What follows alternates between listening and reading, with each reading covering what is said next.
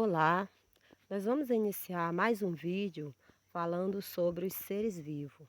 Nesse vídeo, a gente vai passear um pouquinho por esses reinos de seres vivos. Nessa imagem aqui, a gente pode ver os 5 reinos de seres vivos. Aqui embaixo, a gente tem o reino Monera, representado o reino Monera, que são os seres procariontes. E eu posso ter seres autótrofos ou heterótrofos dentro desse reino, sendo todos unicelulares. Esse segundo reino aqui, eu tenho o reino protoctista.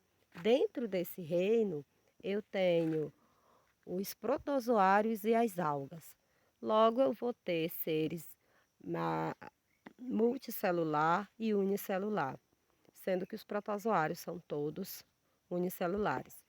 Esses seres vivos, as algas são autótrofos e os protozoários são heterótrofos. Esse é o nosso segundo reino.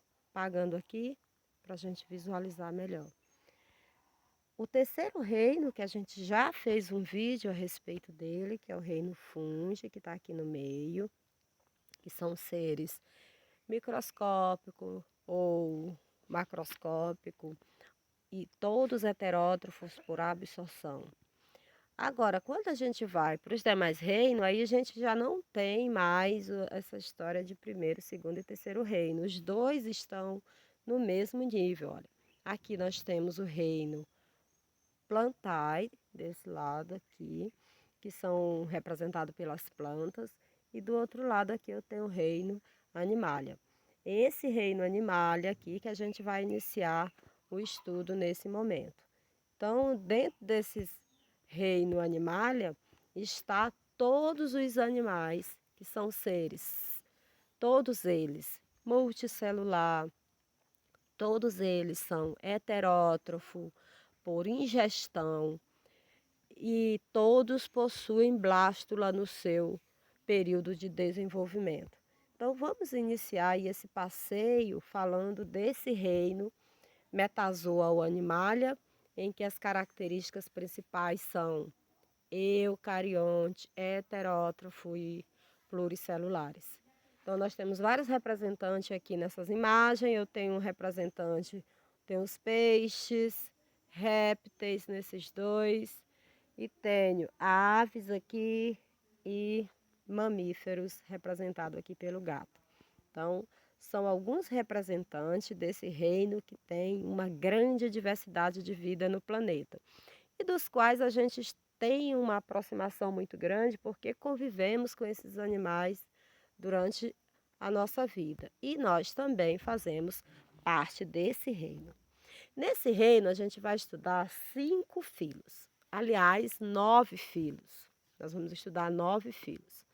Os poríferos, representados pelas esponjas, os quinidários, que são representados aí pelas águas vivas, pelos corais, os plateumintos aqui, que são os vermes chatos, os nematelmintos, que são os vermes cilíndricos, os molúsculos, que são animais de corpo mole, os anelídeos, que são os primeiros a possuírem anéis no seu organismo, por isso esse nome anelídeo, os artrópodes, que são animais de patas articuladas, os equinodermos, que possuem espinhos na carne, é isso, daí que vem o nome, e os cordados, que possuem notocorda pelo menos em uma fase da sua vida. Esses são os filhos que a gente vai estudar, foi só em um passeiozinho nesses 9 filos, e nós vamos iniciar agora falando dos poríferos, vai ser o nosso primeiro filo. Nesse filo, os seres são todos 100% aquático. Esses animais, eles são sésseis. A única fase em que ele tem movimento é a fase larval. Nós temos uma larva livre nadante. Logo que essa larva sai aí do porífero adulto, ela acha o local, se fixa e se desenvolve a partir daí. em um único local. Para que esse animal consiga se alimentar, para que ela consiga se reproduzir, para que tudo aconteça na sua vida, ela vai depender da água circulando através do seu corpo. Esse animal é um filtrador.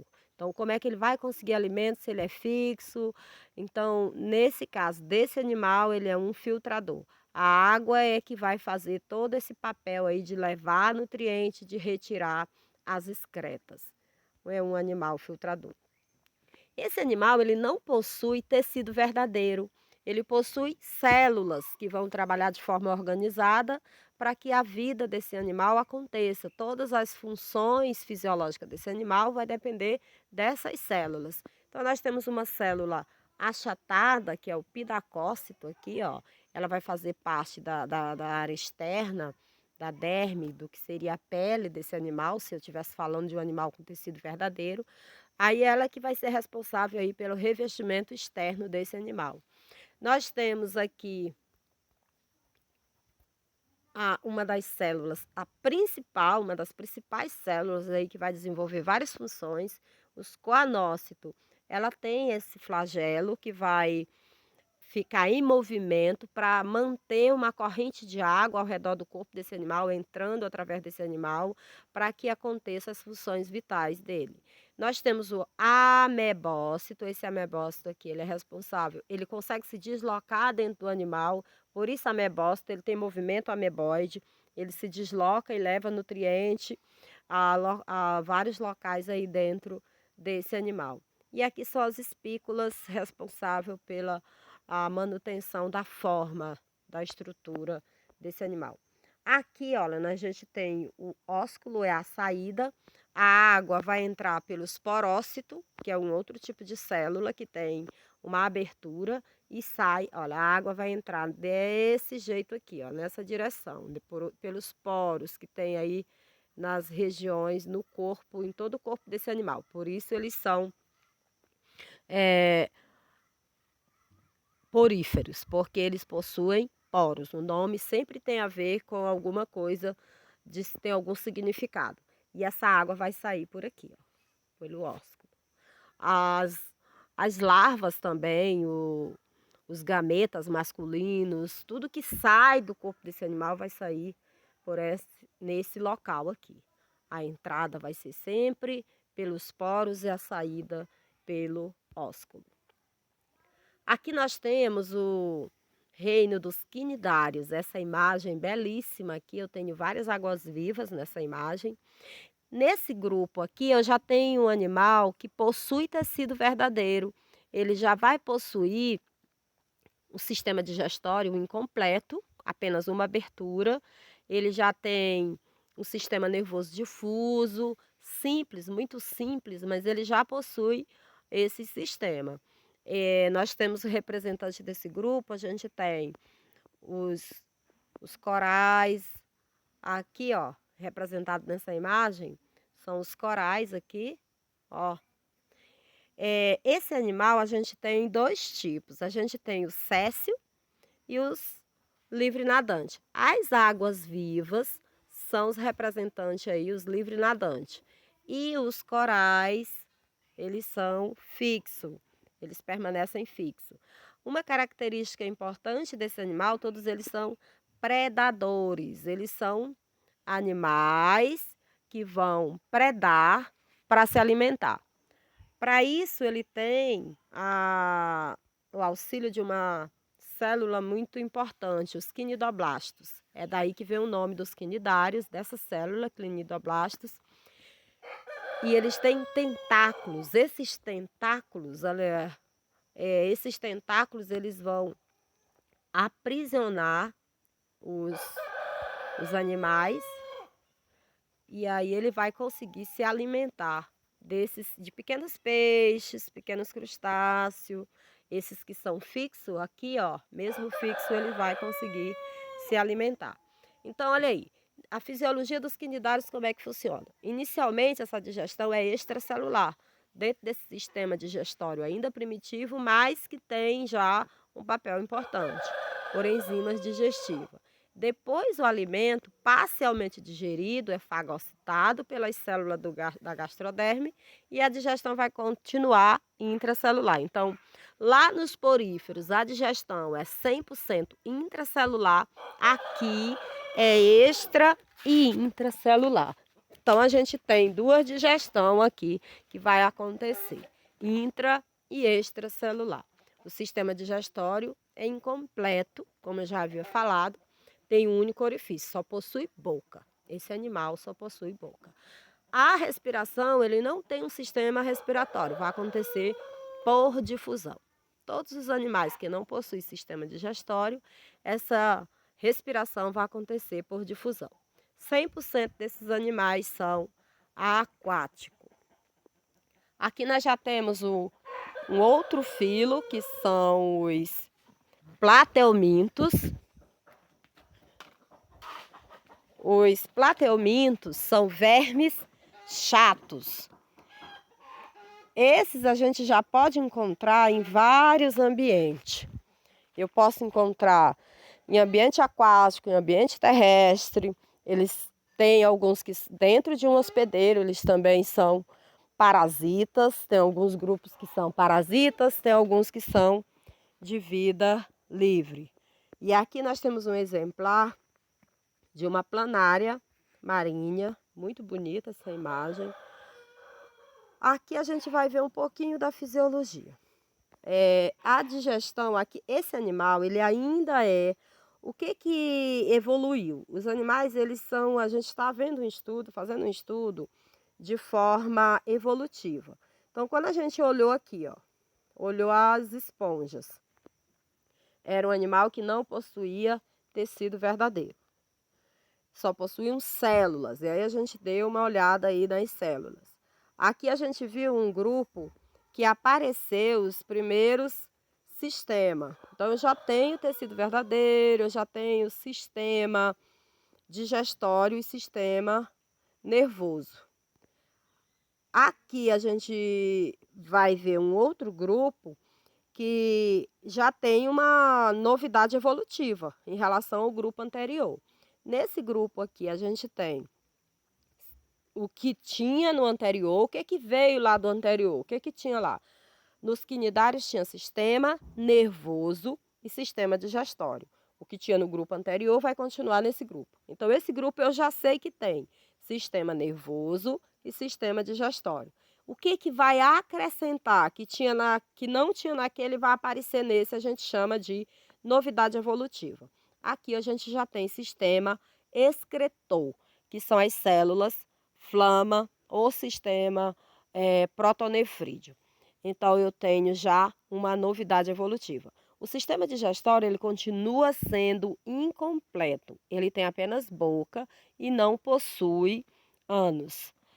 O sistema nervoso dele já não é mais difuso. O sistema nervoso aqui já é ganglionar. Então, a gente já teve aí uma evolução.